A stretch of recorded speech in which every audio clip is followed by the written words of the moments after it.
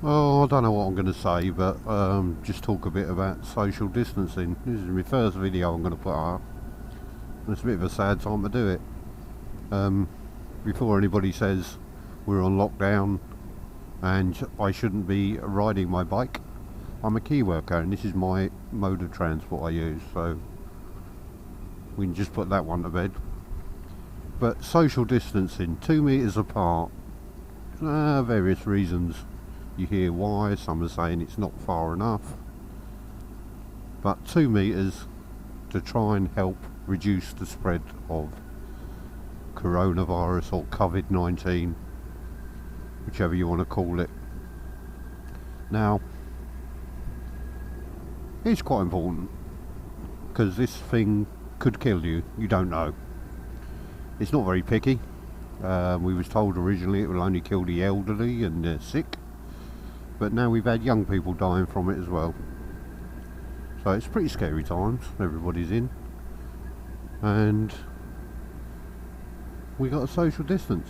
Quite easy to do, stay 2 metres. I don't like people, so it's easy for me to stay 2 metres away from someone. Quite miserable as well, so that tends to keep people away. But then you go to the shop, everybody's got to stay 2 metres apart. If you're one of the lucky key workers that still gets to go in, people have to stay 2 metres apart. And Tesco's, Asda, wherever you shop, everybody's pretty much saying you have to stay 2 metres apart. Go to work, key workers, and I'm sure Amazon will do it, and Royal Mail, large processing centres, and everybody's got to stay 2 metres apart. It's not hard, so you do it. Now, the issue I've got is a lot of people car share to go backwards and forwards to these places, and I quite regularly see on my little commute of almost 30 mile, 40 mile, 30 mile commute, I quite often see on my 30 mile commute 3 and 4 people in the car, and I'm sure they're all key workers and going to the right place where they're supposed to be, and when they get there they'll all be 2 metres apart. Now I'm pretty sure the chances of them all living in the same household are extremely slim. Maybe it was 2 people in the car, a husband and wife, or 2 men or 2 women. They could be partners living together, father and son, mother daughter, father daughter, whatever. Chances are they could live in the same house and work at the same place. It does happen. So yeah, but the chances are all 4 working in the same place or going in the same direction, car sharing, all live together. I'm sure you'll agree, are very, very slim. So let's, for argument's sake, say there's 2 households there, at least. Could be 4 households. Each one of them households contains an average of 4 people. One of those people catches something at work, gives it to the other 4 people in the car, who go home and give it to the 4 family members in their home.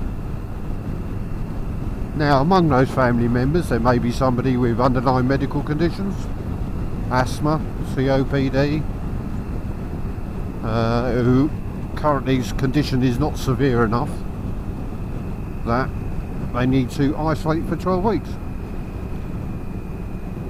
until their other brings home a little touch of COVID-19 for them. It could potentially kill them. I understand people got to earn a living. I understand that. I have to earn a living. But if I had a choice, I think I'd rather stay safe and let my company furlough me, if that's an option,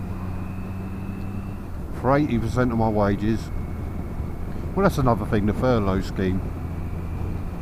I'm sure we're all going to end up paying for that eventually. It's going to be one of those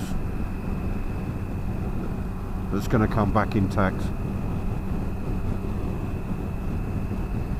And let's face it, those 4 people travelling somewhere could all be delivery drivers for Amazon, Hermes, one of these companies that are delivering food to the shop for you. And so how many people have we just infected?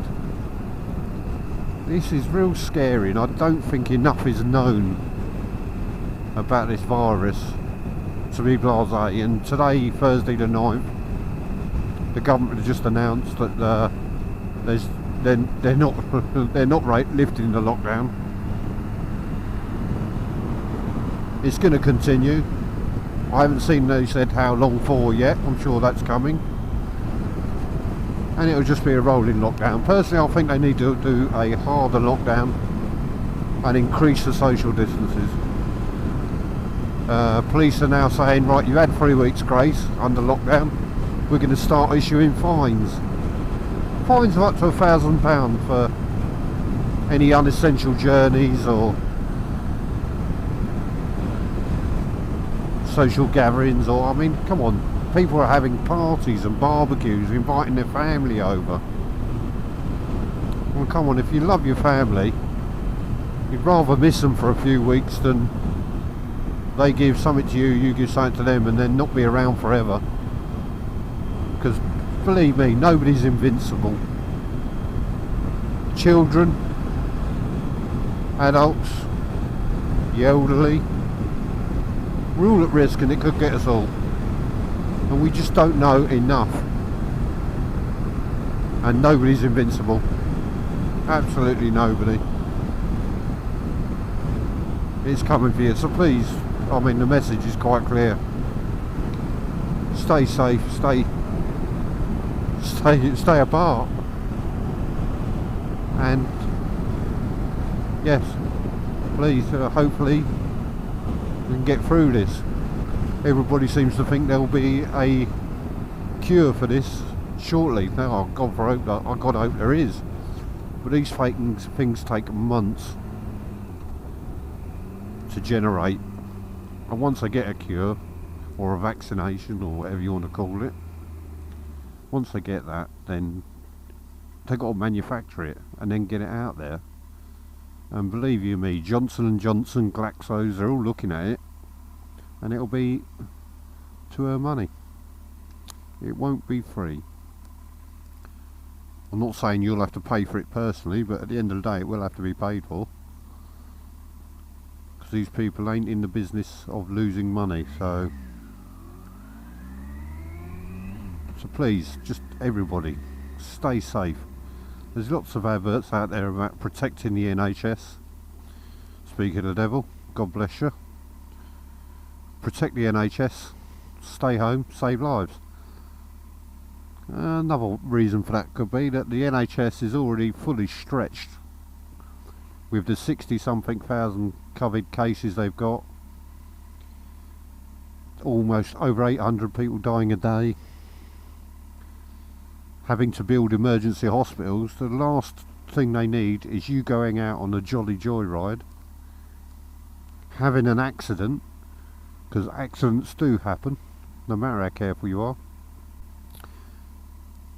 Having an accident and needing to use an already stretched service.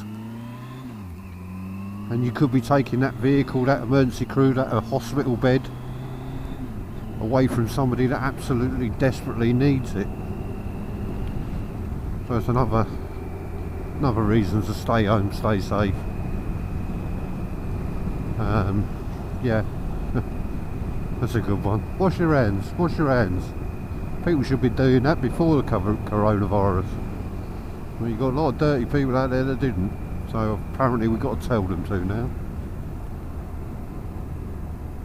Hand sanitizer. My God, the price of that's gone up.